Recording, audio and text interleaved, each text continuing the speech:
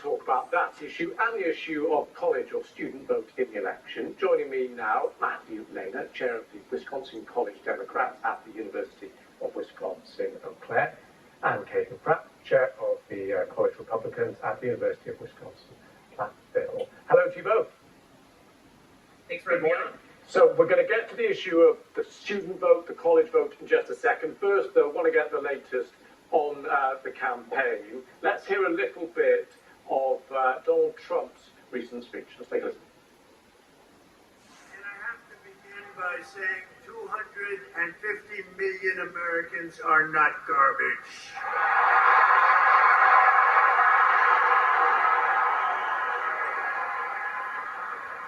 This week, Kamala has been comparing her political opponents to the most evil mass murderers in history. And now, speaking on a call for her campaign last night, crooked Joe Biden finally said what he and Kamala really think of our supporters. He called them garbage. No way. No way! And they actually mean it, even though, without question, my supporters are far higher quality than Crooked Joe or Lion Kamala. Higher quality. Caden, let's go to you first. How damaging do you think this has been, this whole garbage affair? I think it'll be very similar to what we saw in 2016 after presidential candidate Clinton's comments regarding to Trump supporters as deplorables. I think it'll be very damaging in that way, and this could hurt Vice President Harris to a great extent as we are rounding out the election season. Matthew, same question to you. Your thoughts? Yeah, well, just a reminder for your viewers that Joe Biden is not the Democratic nominee, that Kamala Harris is, and that Kamala Harris did not make these comments, that we should be focusing about really who is at the top of the ticket.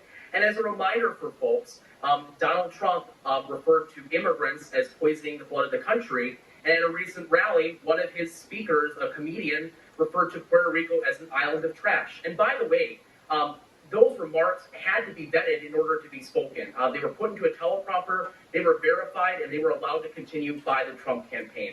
So I think it's important to remind folks, really, that the criticism should be directed at Donald Trump, who for years, whether it's mocking disabled reporters, whether it is referring to Mexican immigrants as bringing drugs and bringing crime, that is where our frustration should be directed. Let's take a quick listen now to Kamala Harris.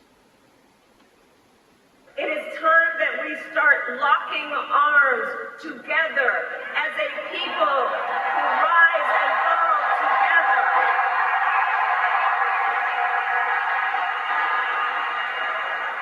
And it is time for a new generation of leadership in America.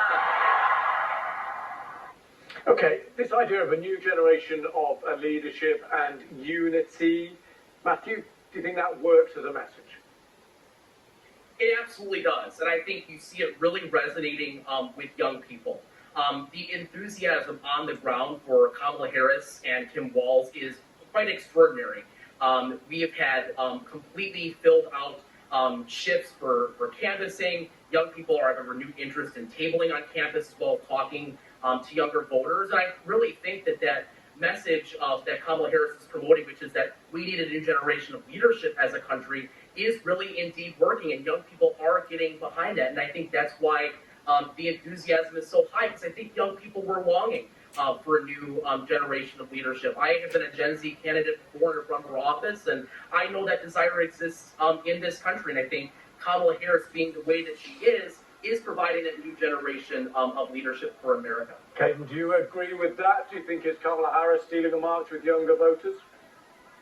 I do agree with the message of unity being a great message that's really responding well with the Generation Z voters. However, from what I've heard from talking to my peers, not only just on the University of Wisconsin-Platteville, but across multiple colleges, is that many students are believing that Kamala Harris will not bring a unity message if she ever gets elected to office.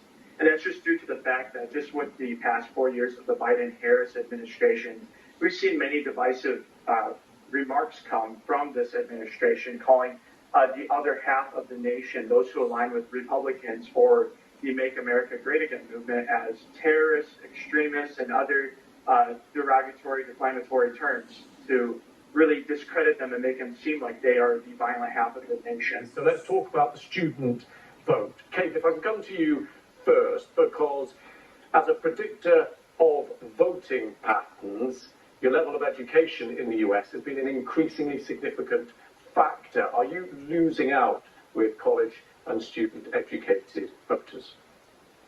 I do not believe we are losing out with this demographic in the voting pool.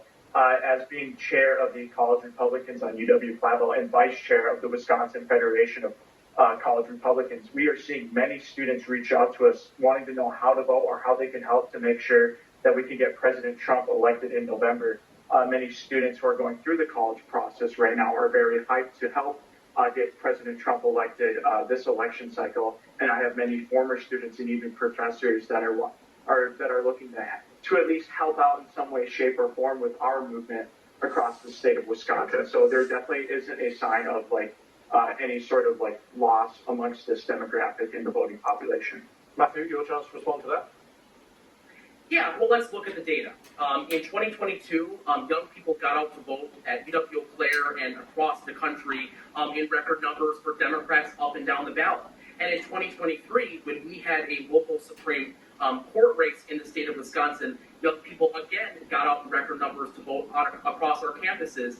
And in the instance of Janet Prasewicz, who was the progressive Supreme Court candidate, actually got more votes than Tony Evers did in 2022. And why was that? Because that election was being ran on the abortion issue in the state. We have an 1849 abortion ban on the books in this state. And Republicans have refused to repeal that law that is negatively hurting women and so many people across the state. And I think that is really trickling down to young people, because some people look at the message and it's just weird, boring, and strange. Matthew, on the specific issue of those college voters, the issue, for example, has been hugely polarizing, and many have said that has led to a significant dent in support Democratic candidates at this presidential election. Has it been a problem? No, it hasn't. In fact, I think with Harris as the new nominee now, we have made significant progress on the issue. Look, I am proud that college Democrats in Wisconsin called for a ceasefire before most folks did.